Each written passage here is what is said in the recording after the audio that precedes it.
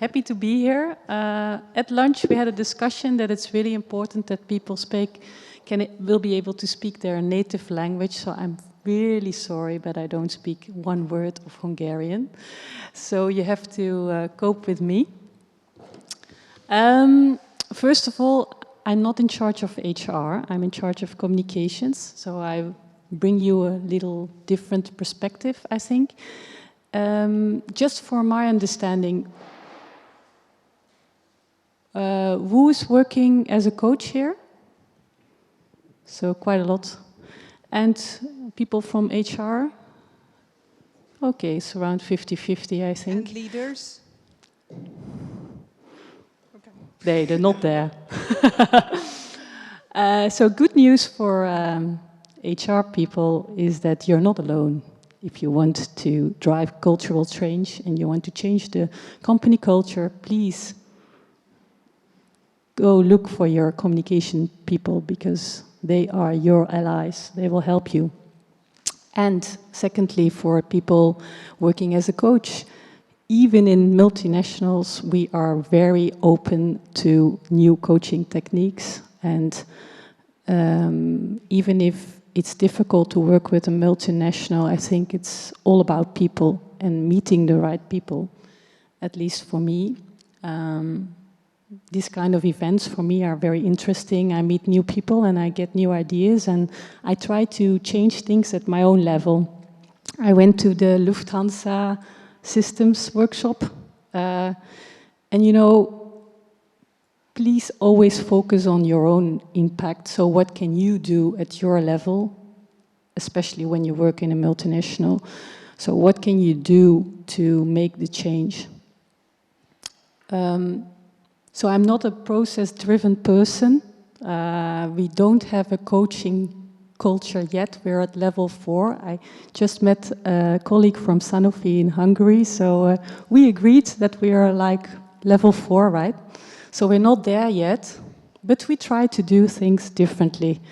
And I work in Belgium. I'm based in Belgium. I also am in charge of communications for the Netherlands. I have a very small team. We have 5 sites and we are 7 people. And we try to, we do internal communications, but also external communications, and we are in charge of all the events that are happening within our company. So, and that's the focus of today. How can you make those events more powerful, and how can you use them to reinforce your company culture? So just, this will not take long, but if any of you doesn't know Sanofi, we are a very big company. We have 110,000 people. My communication colleague from Hungary, unfortunately, she couldn't be here today, but she told me we are 2,000 in Hungary. So yes, we are present everywhere around the world, and we're a healthcare company. And what makes us a little bit more different, or maybe, what makes us different from other pharmaceutical companies is that we are present everywhere. So we are like in prevention with vaccines, but we're also in prescription medicine, serious diseases like cancer, multiple sclerosis, and we also in consumer health, so in well-being. So we are, unfortunately, one day or another in your life, probably you will be familiar with one of our products. So we try to help people who need the products that we provide them. So, okay, what was the context? Well, no surprise, changing environment. So pharma industry is also under pressure. We need to adapt to the changes. Healthcare systems are under pressure. So we need to transform the organization. I'm from a regional organization, so I cannot really choose what we do. I get instructions from headquarters and then just do it. Okay, so a lot of changes.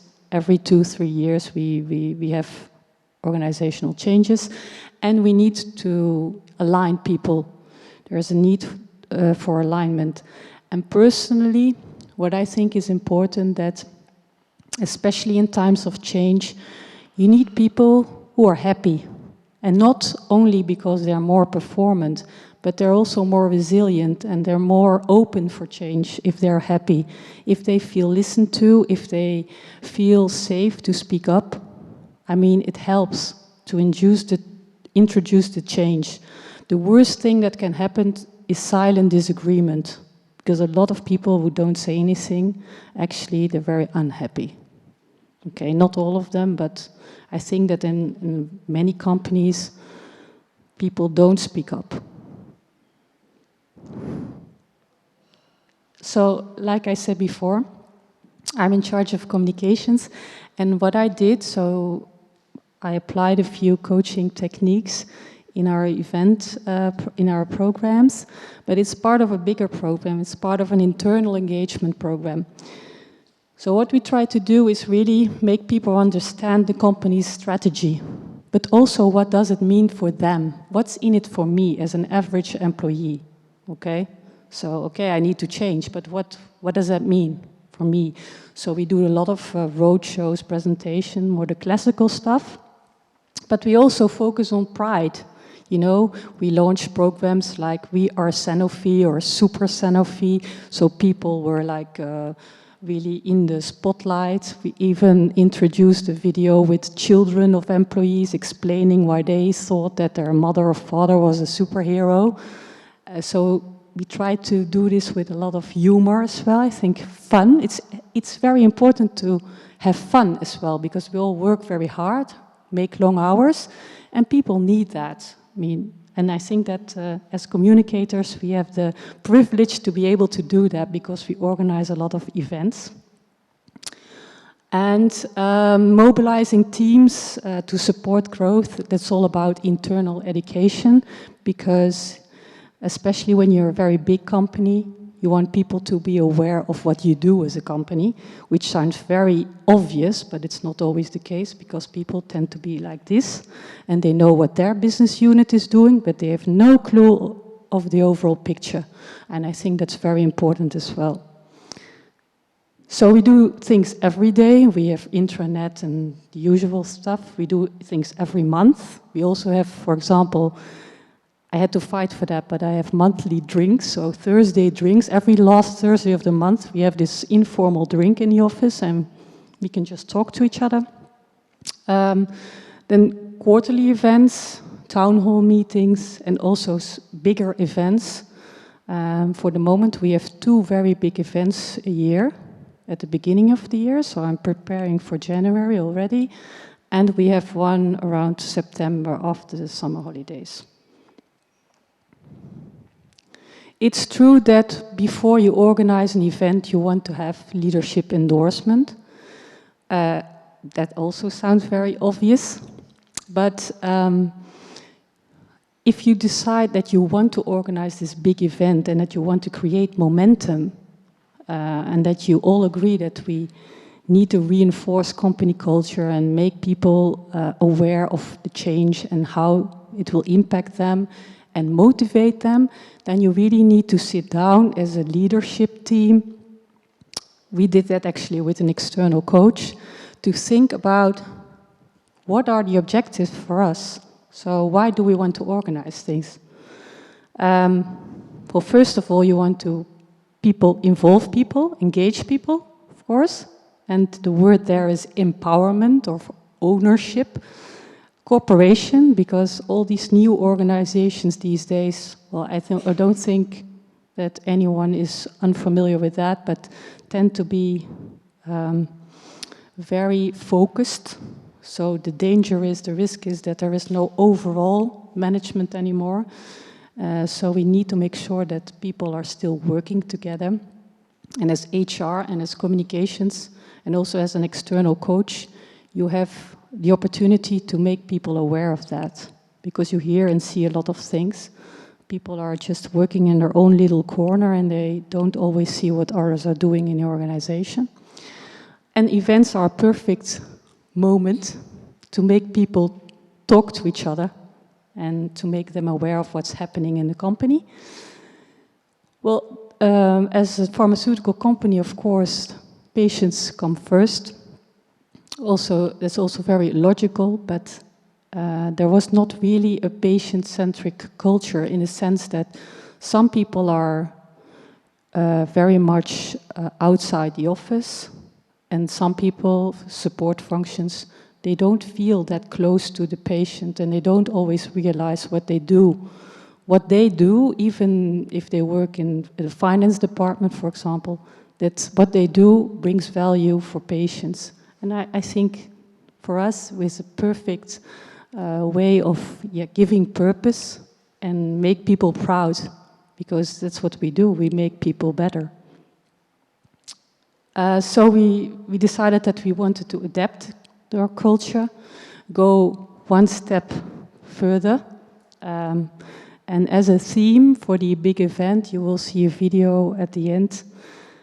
We chose Benelux or Belgium beyond borders because we really want to be open, do things differently, and do things differently not only for us but for patients. So what we did was a briefing session with the leadership before the event. So we did a kind of top-down approach. So we first had a session with leadership, with the leadership team. There's around 13 people at the time. All of the things I'm telling you now, they go back like they're 1-2 years ago. And there have been other events and other things in place, but I think it's a good example, maybe nice to share with you. So we had a leadership session.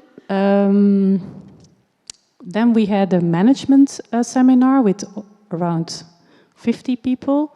And then we had a big country event with nearly 300 people. So we had 3 kinds of events. And then we defined, okay, what do we want to do? What will make the event a success? We reflected on that as a leadership team. We anticipated the risks and opportunities. And after the event, of course, we looked back like, okay, what happened?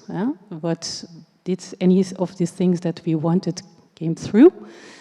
And we also discuss behaviors, and I think that's very important that when you organize something, then you take some time with your leaders who will be at the event to make them aware of the fact that their behavior, the actual behavior at the event is key. So if they are like looking at their cell phone or go away and come back in the room, or they're rolling with their eyes and they're like half asleep, it makes an impact. I mean, if your colleague is speaking and you don't listen, I mean, you don't come across as a team. So we had this session, and I have to say that I was lucky because I'm sitting in the leadership team, but some of the colleagues and I said, well, yeah, exactly like that. If you're looking like that when I'm talking, we don't come across as a team. So, and I have to say that people were very much aware of it, and at the event, I only saw very happy faces from the leadership team. So, building the program of the event. So here comes in a little bit of coaching techniques. So we worked with Human, which is a French agency based in Paris. First of all, we want to make sure that people understand. So, understand what is coming. Give meaning as well. Why are we doing this? Why are we organizing this? Why are you invited? Then we want to give them an opportunity to learn, not only like I'm doing now, I'm very sorry, but one to the group presentations, but also breakout sessions, people can actually exchange, etc. And then we want to, we want to motivate them and encourage them to take action. And we did the whole exercise with personal commitments, and the follow-up of the personal commitments, and people could also exchange personal commitments, and we could challenge people afterwards. Okay, you said that you would do it, so have you done anything? So what did it look like? So there was the opening, little bit like here, like, okay, allow people to land. I think it's very important. There are a lot of meetings and people start straight away, and everybody is half asleep in the room or stressed because they were late or something. So I think it's important to do a good landing, good opening, an icebreaker. You have several icebreakers, I'm sure that you know. We did the one that people had to stand in the room according to their years in the company, which was really funny because you had people who have been there for 30 years and they were like at the back of the room, and you had very junior people in the front of the room, and they were like exchanging, okay, yes, it's 30 years ago, oh my God. And then we also had patients coming in, which was very powerful. So actually our clients telling us what they expect from us, how we impact them, how they see, how they live their lives. And yeah, again, it can be very obvious, but it's very, very powerful to have somebody, actually a patient sitting there explaining, you know, this is my life, and these are the challenges that I have to face every day. People has to listen to that. Of course, you had the listening focus. We had exercises like the World Cafe, that people are sitting at one table, they go around, somebody stays and has to present to the other group. So it was very, very interactive. Very interesting was the no taboo questions, because to break the silent disagreement, we had the no taboo questions to the leadership. So we asked the people in the room, okay, what are the questions that you always wanted to ask the leadership team and you never get an answer? Or are there any things today that are not being said and that should have been said? So people could just anonymously could put down the questions, and that was at the end of the day. And then we had to stay as leadership team, and the following day we had to answer all the questions. And also we had to distribute the questions between us. So obviously it was a fight for the more difficult questions. Nobody wanted to answer those. So, but I think it's also good for a team to come across as a team, because if you organize an event as a HR person or as a communication person, you want to have your leadership there, and you want them to be there as a team. And what we also do was the stop-start exercise, for example. Okay, what are the things that we want to stop, or what do we want to start? It's quite interesting, it's very simple. But actually there are always a lot of things we just can get rid of. Okay. And we did, actually. That was very good. And then we had also a session, that was a session with the management team, with the managers, with the 50 managers, about the culture. So we had these cultural cards, and people could pick the cards that they thought were appropriate or applicable to Sanofi's culture. And it was interesting to see, because there was a lot of agreement in the room. So I think that the event that we organized with managers was very successful. We had a lot of positive feedback. I think it's important when you do things that you measure them, so that you use the feedback to make progress. And we also did a debriefing with the leadership team, and we challenged each other on the personal commitment, and we also talked about what we learned and what the next steps would be.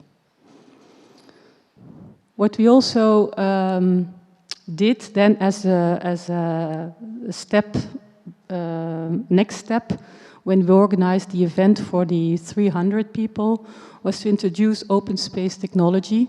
I'm sure that coaches are using it as well, but doing this with 300 people was quite a challenge, and it was also a little bit of a risk for me, because I thought, you know, open space technology actually You make sure that you create the right atmosphere. Then you ask people to come forward. Everybody, you know, can be anyone in the room. Put something. You have a wall, and you can just reserve a time slot. You can just say, "Okay, I'm doing a session about this. If you're interested, please come." And I thought, "Oh my God, what do we do if nobody steps forward? If there are no topics?" And then to my surprise, there were 30, so out of 300 people, so there were 30 topics. And even, you know, people out of a personal interest, though not always related to their function. And that worked very well, so people could just go wherever they wanted to go and participate to what they wanted to hear or learn. And if they didn't want to, they could just grab a coffee, stay, you know. We did this in a hotel, and at a certain point there were a lot of people just drinking coffee, which is fine because they are talking and they are sharing. So that was another program which was a little bit similar, but I think it was very, very successful. If you do that, if you want to do that with that amount of people, so you need to make sure that you create momentum, and that in the beginning you have a very powerful introduction, very interactive one, very good icebreakers like I explained. You need to have very good presenters, and then people, yeah, they feel encouraged, and they will come forward, and they will.